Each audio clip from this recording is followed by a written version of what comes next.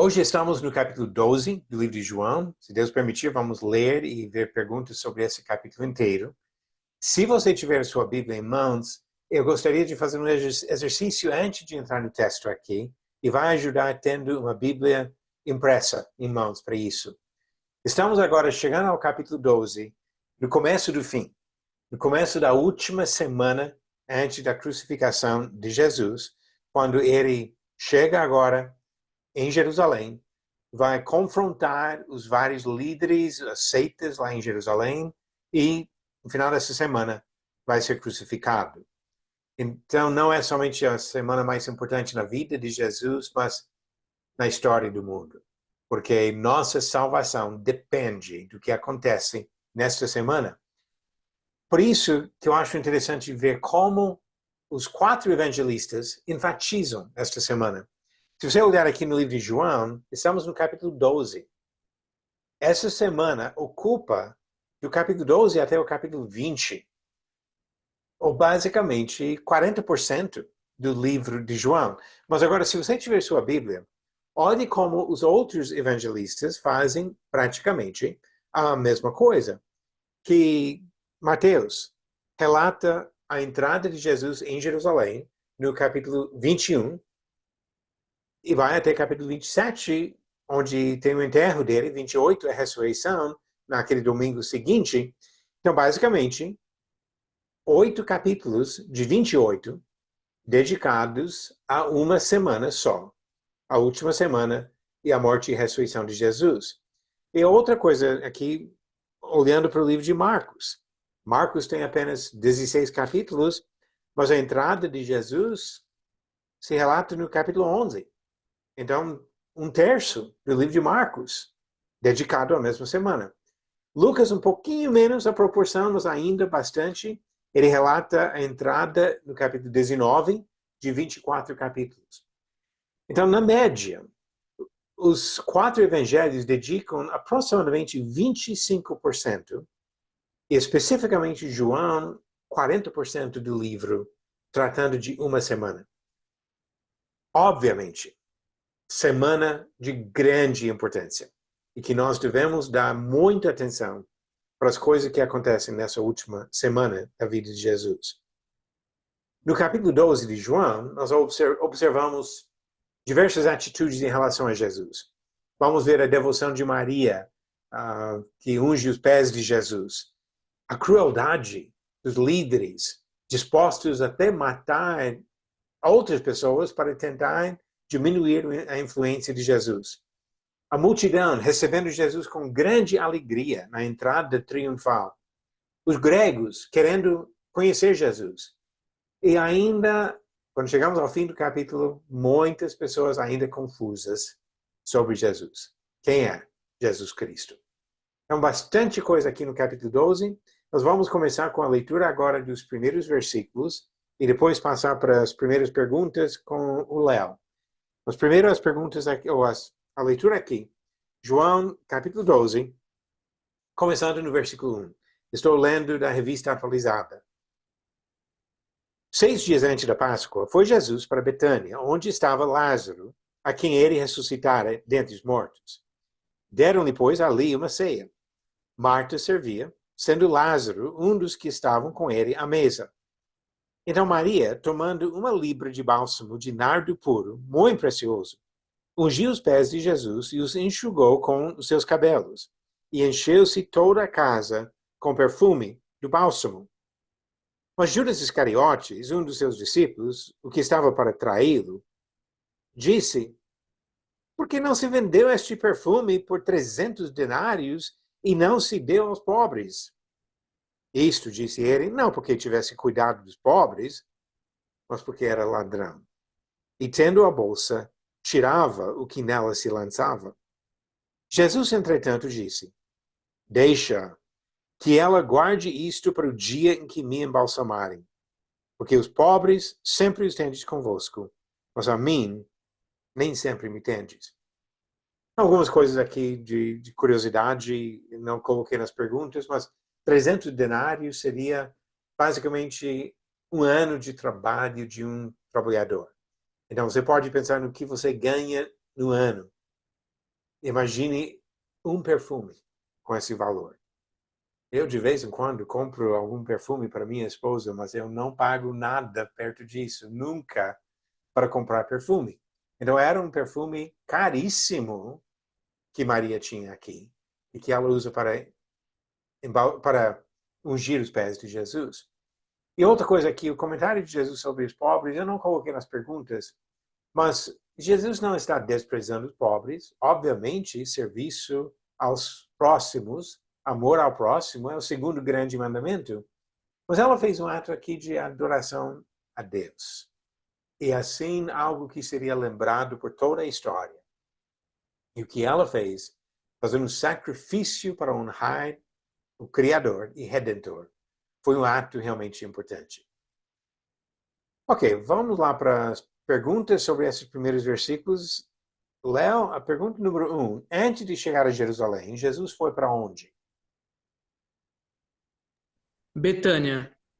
Betânia. Já falamos sobre Betânia na semana passada, onde moravam Lázaro e suas irmãs.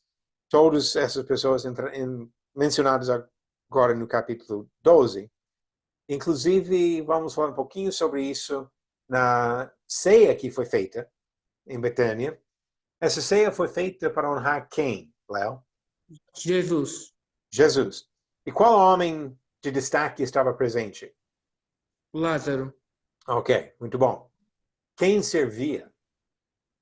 Marta. Marta servia. E o que Maria fez?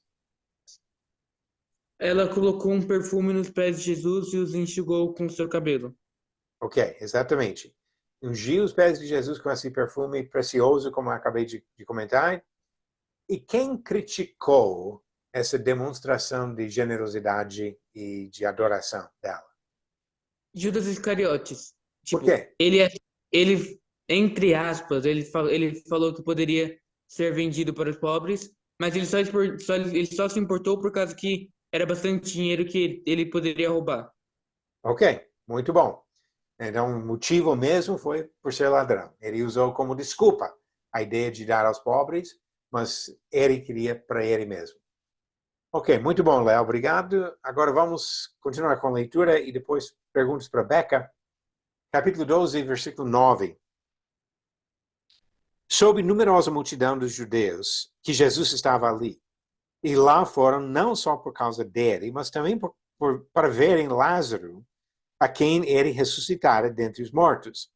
Mas os principais sacerdotes resolveram matar também Lázaro, porque muitos dos judeus, por causa dele, voltavam crendo em Jesus. Ok, Becca, a pergunta número 3. Por quais motivos muitas pessoas foram a Betânia? Eles ficaram sabendo, né, sobre Jesus, que estava ali, que eles tinham vindo para Páscoa, né, para a festa da Páscoa em Jerusalém, mas eles ficaram sabendo que Jesus estava por ali e também por causa de Lázaro, que eles souberam sobre Lázaro que havia ressuscitado.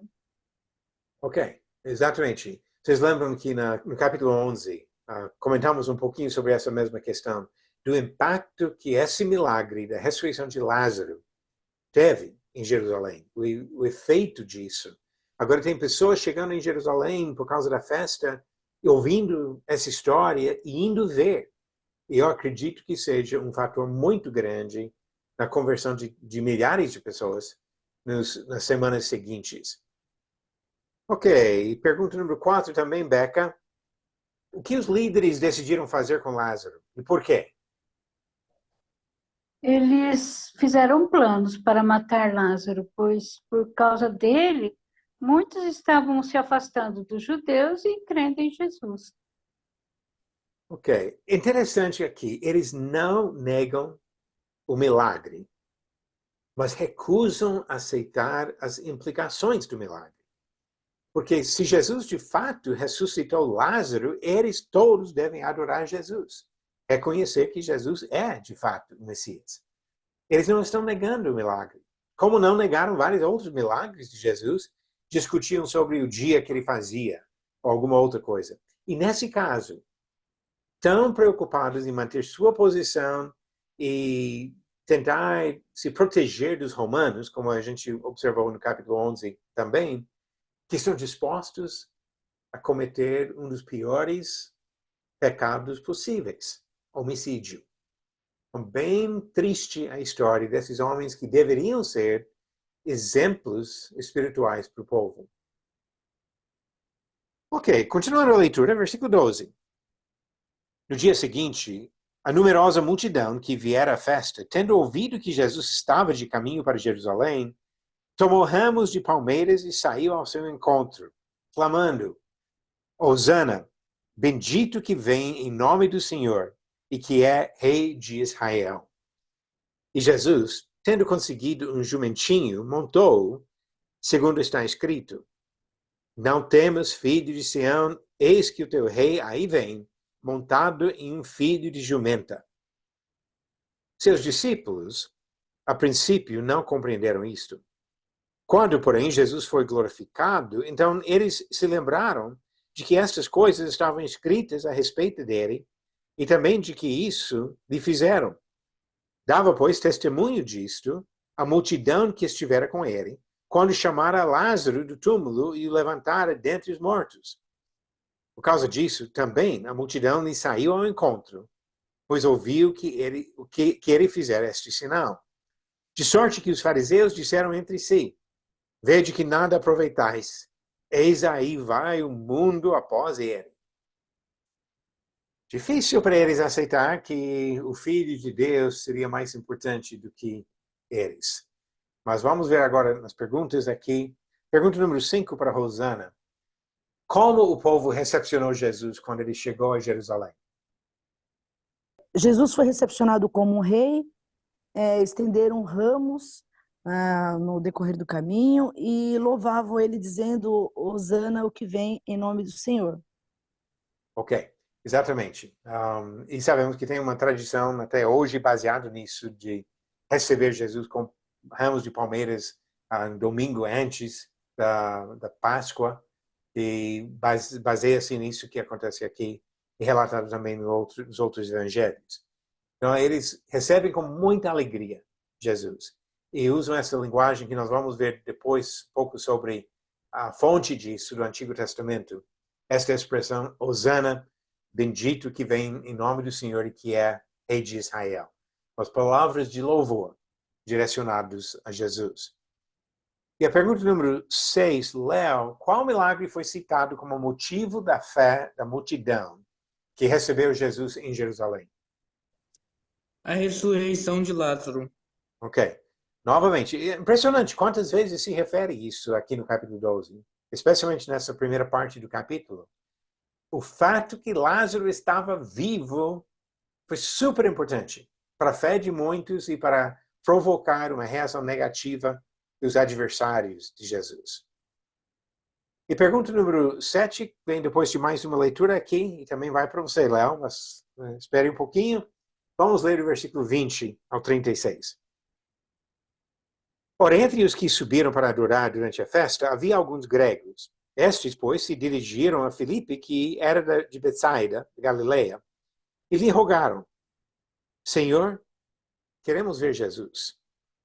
Filipe foi dizê-lo a André, e André e Filipe o comunicaram a Jesus. Respondeu-lhe Jesus: É chegada a hora de ser glorificado o Filho do Homem. Em verdade vos digo, se o grão de trigo caindo na terra não morrer, fica ele só. Mas se morrer, produz muito fruto. Quem ama a sua vida perde-a, mas aquele que odeia a sua vida neste mundo, preservá-la-á para a vida eterna.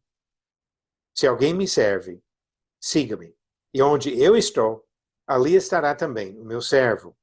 E se alguém me servir, o Pai o honrará. Agora está angustiada minha alma. E que direi eu? Pai, salva-me desta hora? Mas precisamente com este propósito vim para esta hora. Pai, glorifica o teu nome. Então veio uma voz do céu. Eu já o glorifiquei e ainda o glorificarei.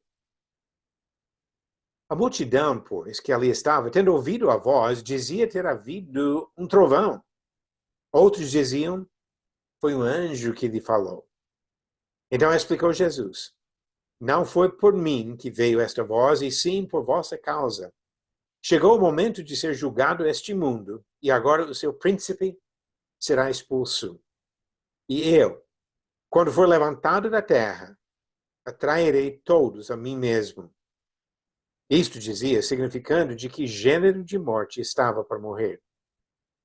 Replicou-lhes, pois, a multidão, nós temos ouvido da lei que o Cristo permanece para sempre, e como dizes tu ser necessário que o Filho do Homem seja levantado?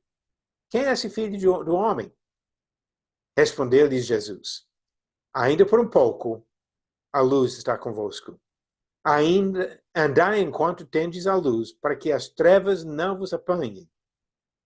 E quem anda nas trevas não sabe para onde vai.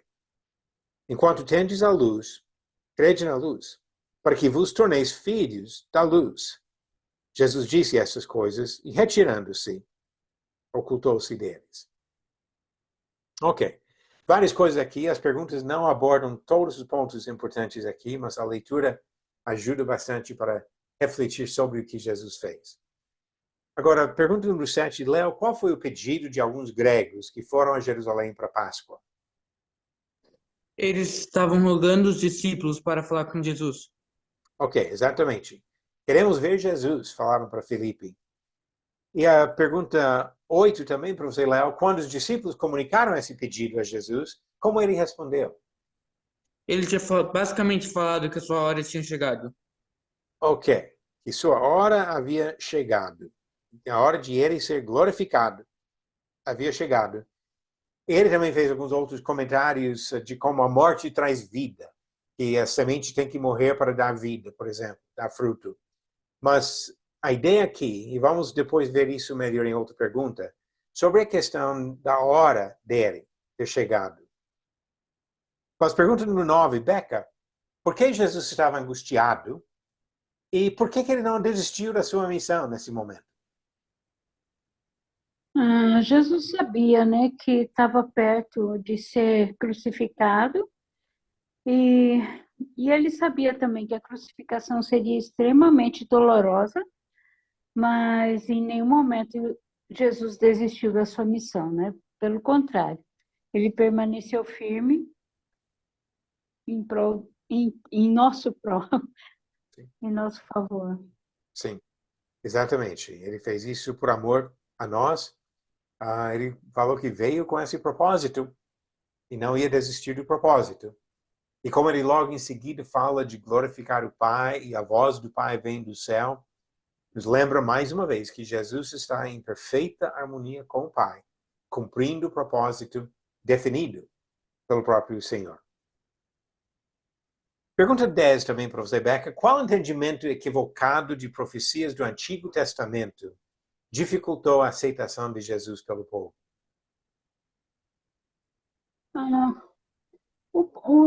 Pelo que eu entendi, o povo entendia que o Messias, né, das profecias, ele seria um governante eterno, que não morreria. E eles esperavam, né, que o Messias libertasse Israel dos seus opressores e fosse eles pensavam num reino terrestre, né?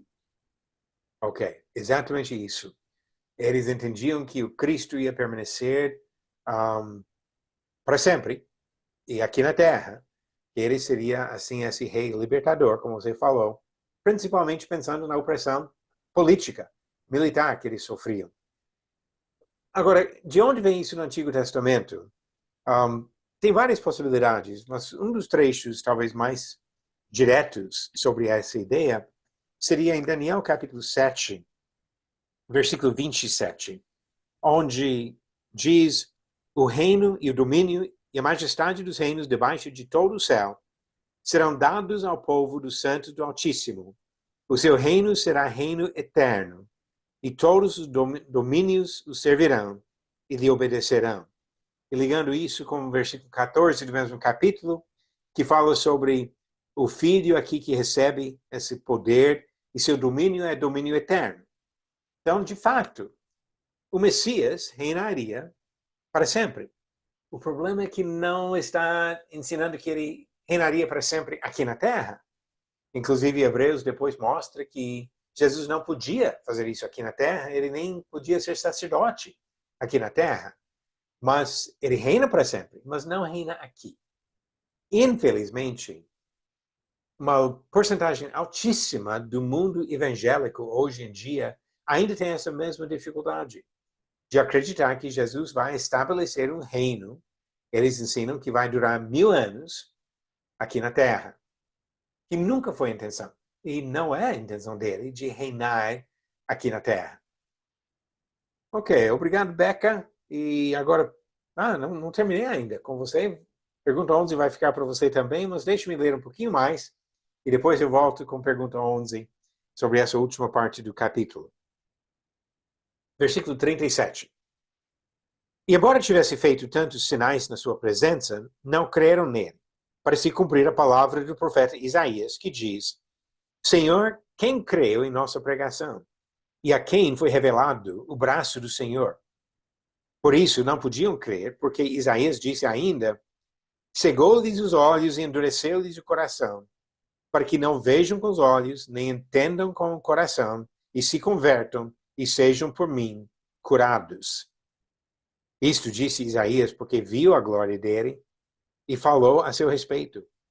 Contudo, muitos dentre as próprias autoridades creram nele, mas por causa dos fariseus não o confessavam, para não serem expulsos da sinagoga, que amaram mais a glória dos homens do que a glória de Deus. E Jesus clamou, dizendo: quem crê em mim, crê não em mim, mas naquele que me enviou. E quem me vê a mim, vê aquele que me enviou. Eu vim como luz para o mundo, a fim de que todo aquele que crê em mim não permaneça nas trevas. Se alguém ouvir as minhas palavras e não as guardar, eu não o julgo, porque eu não vim para julgar o mundo, e sim para salvá-lo. Quem me rejeita e não recebe as minhas palavras tem quem o julgue. A própria palavra que tenho proferido, essa o julgará no último dia. Porque eu não tenho falado por mim mesmo, mas o Pai que me enviou, esse me tem prescrito o que dizer e o que anunciar. E sei que o seu mandamento é vida eterna. As coisas, pois, que eu falo, como o Pai me tem dito, assim falo. Novamente, bastante coisa aqui nesses últimos versículos do capítulo, e vamos ver algumas coisas nas perguntas. Pergunta 11, Becca: palavras de qual profeta foram citados para explicar a incredulidade dos judeus? E de quais textos você encontrou essa profecia? Foi citado o profeta Isaías. E o primeiro texto citou Isaías 53, versículo 1, e o outro, do versículo 40, foi citado Isaías 6, versículo 10. Essas citações de Isaías, o ponto que eu queria acrescentar, que não está nas perguntas, no versículo 41, ele diz: isto disse Isaías, porque viu a glória dele e falou a seu respeito. A segunda citação vem de Isaías capítulo 6. Isaías capítulo 6 é onde aparece o Senhor a Isaías. Podem lembrar daquela cena onde até um dos 2 lugares na Bíblia que usa a expressão santo, santo, santo. Só Isaías capítulo 6 e o livro de Apocalipse que usa essa expressão. E se olhar no capítulo 6, é onde o Senhor estava no meio ali dos querubins que exaltaram, desculpe,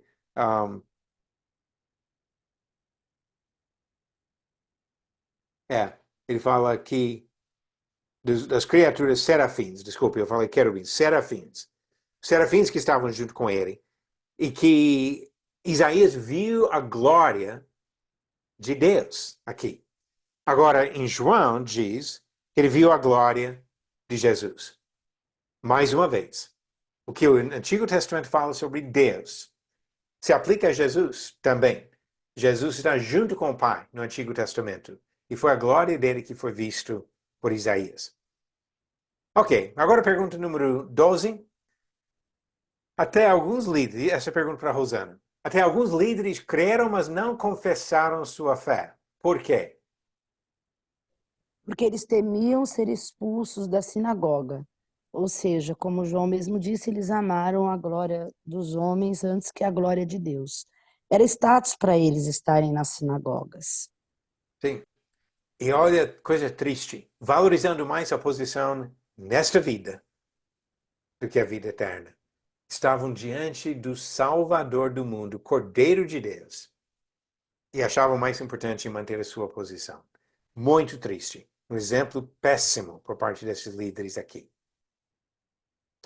Pergunta número 13. Léo, Jesus novamente afirmou que seu trabalho e sua mensagem mostraram sua harmonia com quem? Deus Pai. Com Deus Pai, exatamente. Aquele que o enviou, ele diz no versículo 49. E a pergunta 14 também para você, Léo. Deixa eu passar aqui. O que servirá de base para o julgamento final? Quem crê e tem obras. Ok? Que se baseia nas palavras mesmo que Jesus falou. Porque precisa crer em Jesus e mostrar isso pelas obras de obediência. E se não fizer isso, vai ser julgado e condenado. E tem que acreditar no que Jesus tem feito. Ok, muito bom. Agora chegamos aos desafios adicionais e a pessoa que teve coragem hoje de responder essas perguntas é a Rosana.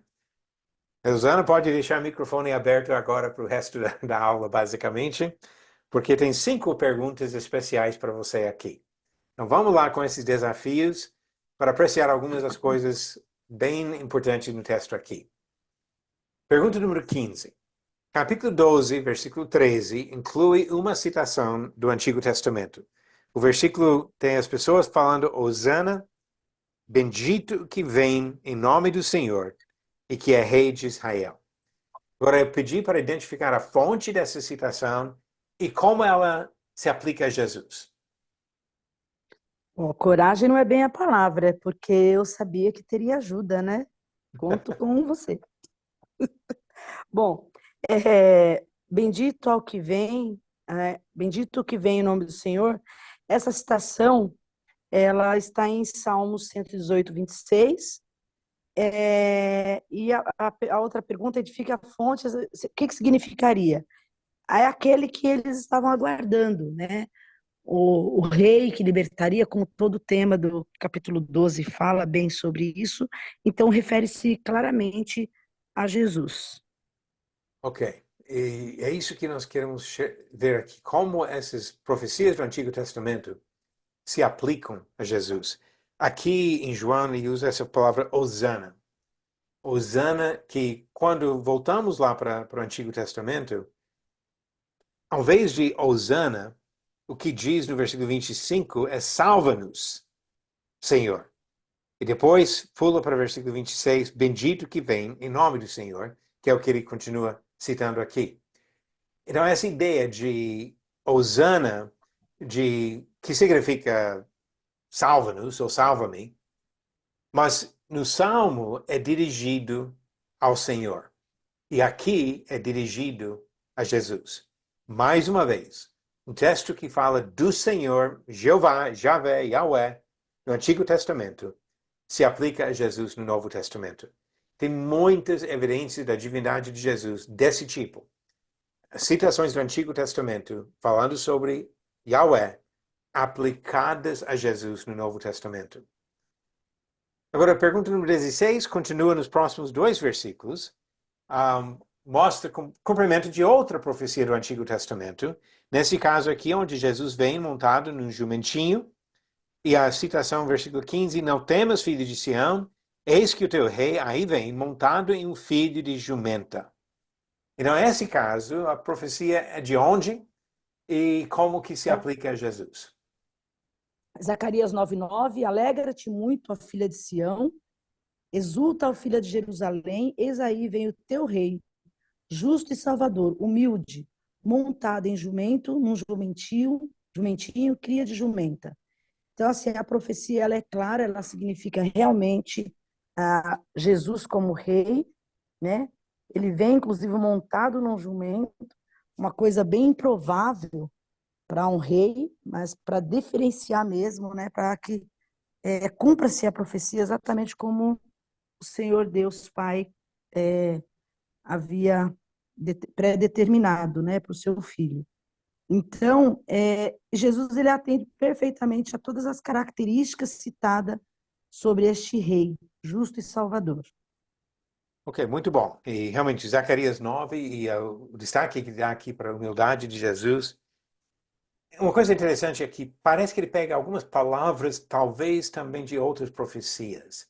E eu vou só para vincular, e novamente observando como a linguagem de louvor do Antigo Testamento se aplica a Jesus aqui.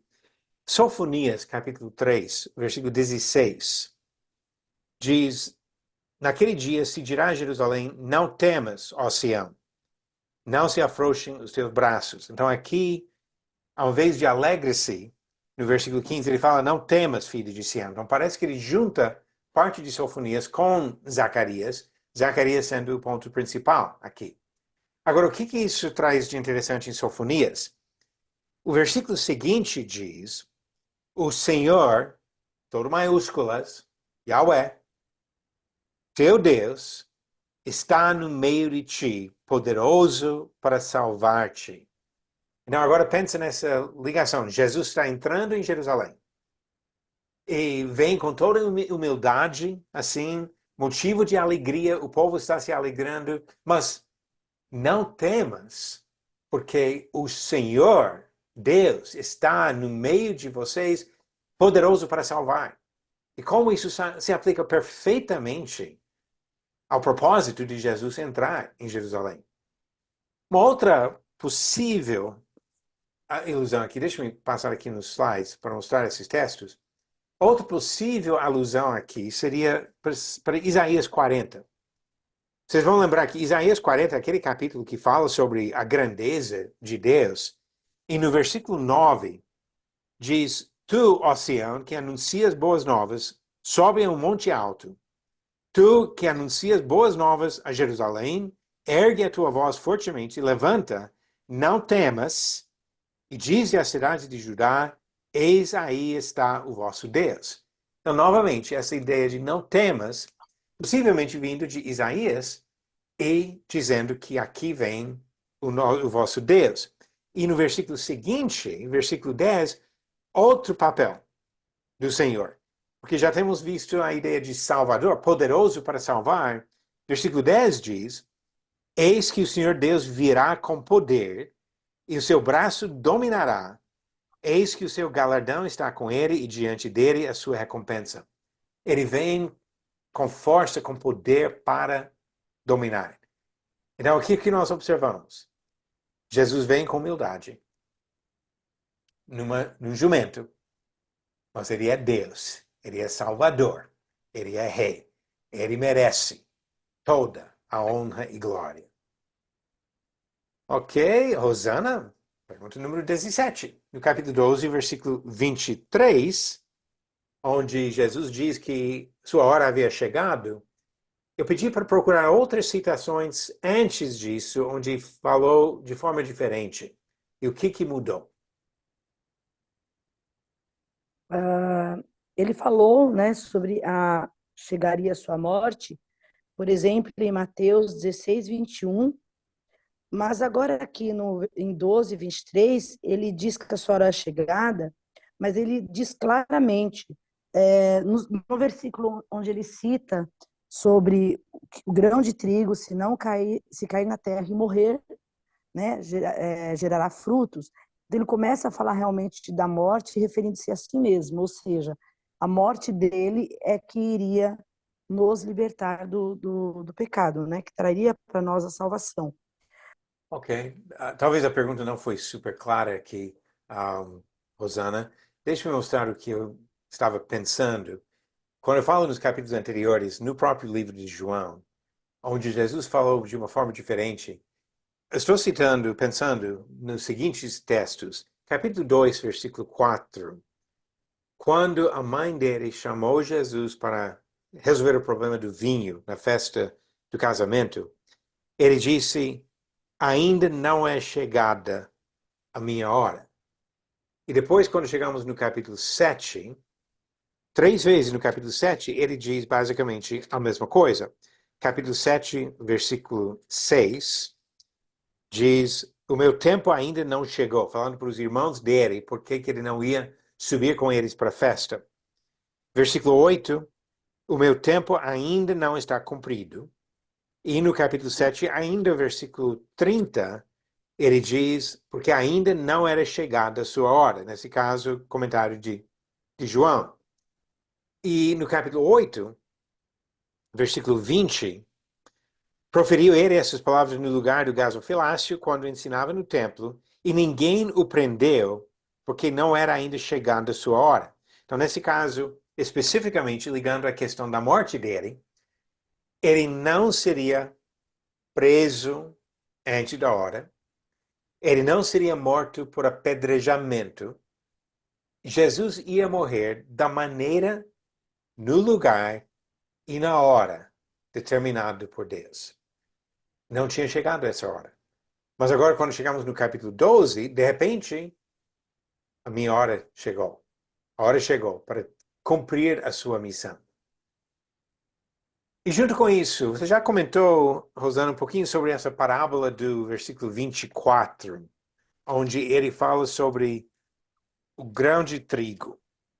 Explique o significado do que ele está dizendo nesse versículo. Ele quer dizer que para que tudo fosse cumprido, ele teria que morrer. Então, os frutos que seriam gerados a partir da morte dele. Ok, exatamente o ponto aqui. Ele vai morrer para produzir fruto, da mesma forma que o grão de trigo faz. E agora, isso não faz parte da pergunta, você respondeu a pergunta, eu quero só estender um pouquinho. Logo em seguida, no versículo 12, versículo 25 do capítulo 12, ele diz: quem ama a sua vida, perde-a, mas aquele que odeia a sua vida neste mundo, preservá-la-á para a vida eterna. Então, parece que ele estende a ideia para os próprios discípulos. Quem está disposto a morrer, vai viver. E nesse caso, eu acho interessante pensar em outras citações onde é necessária a nossa morte para ter a vida. Romanos capítulo 6. Ele compara o processo de morrer ao pecado, ser sepultado por uma nova vida, com o que acontece com Jesus na sua morte, sepultamento e ressurreição, e o que acontece conosco no batismo, que morremos ao pecado, somos sepultados no batismo para ter uma nova vida. Gálatas capítulo 2, até mais claro ainda, o que Paulo disse, versículo 19 e 20, quando ele disse: estou crucificado com Cristo, logo já não sou eu quem vive, mas Cristo vive em mim. E esse viver que agora tenho na carne, vivo pela fé no Filho de Deus, que me amou e assim mesmo se entregou por mim. Então, Jesus morreu por mim, ele está dizendo, e eu morri por ele, para servir a ele, para ser crucificado com ele. E outro texto que frisa a mesma ideia, Colossenses capítulo 3, que usa novamente essa ideia de morte para poder produzir fruto. Colossenses 3, começando no versículo 1. Portanto, se fostes ressuscitados juntamente com Cristo, buscai as coisas lá do alto, onde Cristo vive, assentado à direita de Deus. Pensar nas coisas lá do alto, mas não nas que são aqui da terra. Então, ressuscitados com Cristo. Mas como ressuscitados? Versículo 3. Porque morrestes, e a vossa vida está oculta juntamente com Cristo em Deus. Quando Cristo, que é a nossa vida, se manifestar, então vós também sereis manifestados com Ele em glória. Agora, versículo 5. Como que é essa morte? Fazei, pois, morrer a vossa natureza terrena, prostituição, impureza, etc. Tem que morrer. O velho homem tem que morrer para ter essa nova vida. Então, nisso também, Jesus teria que morrer para produzir fruto. Nós também temos que morrer para produzir fruto. E a última pergunta da noite, Rosana, pergunta número 9. Qual príncipe seria expulso e o que isso significa? O príncipe seria Satanás, lá no versículo 12, versículo 31. Por que Satanás? A ideia de que seria Satanás o príncipe que seria expulso deste mundo. Porque através da morte, Jesus venceria, vence, toda a... tira dele o domínio sobre a morte. Satanás no sentido de príncipe, sinônimo de poder e de domínio. E eu imaginei essa resposta baseada nas passagens, que ele também é chamado de príncipe da potestade do ar, em Efésios 2:2, e Colossenses 1:13 também frisa que nós não estamos mais sob o domínio de Satanás, a partir dessa premissa de Jesus, de que Satanás seria expulso deste mundo, Também os incrédulos, por outro lado, não estão mais presos no laço do diabo, segundo Timóteo 2:26, e não se encontram mais no poder do maligno, 1 João 5:19. E Efésios 2:2 também diz que quem pratica o pecado é escravo de Satanás. Então, assim, a ideia de que Satanás, ele aqui é chamado de príncipe deste mundo, no sentido de Deus das trevas, Deus do pecado, enfim. Muito bom. E deixei visível aqui na tela algumas outras passagens que reforçam a mesma coisa que você falou. Citou muito bem. Várias passagens que ilustram isso. A vitória de Jesus sobre principados e potestades na cruz, triunfando sobre todos eles, Colossenses 2. Satanás expulso do céu para não acusar mais os irmãos, e isso por causa do sangue do Cordeiro, diz claramente Apocalipse 12. E até lembrando de Gênesis 3, que embora a descendente da serpente pode machucar o calcanhar do filho do descendente da mulher, esse descendente da mulher esmaga a cabeça da serpente. Então, a vitória de Jesus sobre Satanás. Obviamente, Satanás ainda age, mas um poder limitado, dentro de limites definidos por Deus, porque Jesus já venceu. E assim, ele tem a vitória total e eterna sobre Satanás. Muito bom. Eu agradeço a participação de todos, a ajuda nas perguntas aqui para Beca, Léo e Rosana, a ajuda que vocês deram foi muito importante. Para a semana que vem, capítulo 13, que inclui aquela história bonita de Jesus lavar os pés dos apóstolos e várias outras coisas que vamos ver no 13, que ilustram a importância da humildade, do amor e da lealdade num contraste entre dois dos apóstolos. José Pedro, você queria comentar alguma coisa? Sim, irmão, é porque o irmão começou a falar aí sobre o poder limitado de Satanás, aí deu uma cortadinha e eu não ouvi o restante. Você poderia repetir, por gentileza? Posso, sim. Deixa-me voltar lá e até mencionar um pouquinho sobre essas citações aqui. Da vitória, Jesus teve vitória sobre Satanás. Não é que Satanás ainda tem a possibilidade de vencer Jesus. Já acabou. Isso não significa que ele não faz nada. Ele exerce poder dentro de limites definidos por Deus. Ainda ele procura nos derrubar. Ele é como um leão que ruge, que está cercando para achar alguém que pode devorar. Se ficarmos com Cristo, nós não vamos ser derrubados pelo diabo, porque ele não consegue alcançar os eleitos que continuam firmes com Cristo. E até a ideia, Apocalipse 12, de não ser mais permitido ser acusador dos nossos irmãos. Então, essas acusações que ele fazia, como contra Jó, por exemplo, ele não faz mais, não tem mais esse acesso, foi expulso do céu. Porque, de fato, Jesus esmagou a cabeça da serpente na cruz, conforme a primeira profecia messiânica, lá de Gênesis 3, versículo 15. Graças a Deus, Jesus triunfou. E quando nós continuamos alinhados com Ele, nós temos também a certeza da vitória sobre este inimigo. Ok, Obrigado. obrigado eu. Como falei, para a semana que vem, capítulo 13. Se Deus permitir, vamos continuar com essa parte do nosso estudo. Livro muito fascinante. Estamos tentando ver alguns dos pontos importantes, mas tem muita coisa no Evangelho de João. Vale a pena continuar lendo e estudando esse livro. Agradeço a todos pela participação. Se Deus permitir, semana que vem vamos continuar com o capítulo 13. Boa noite.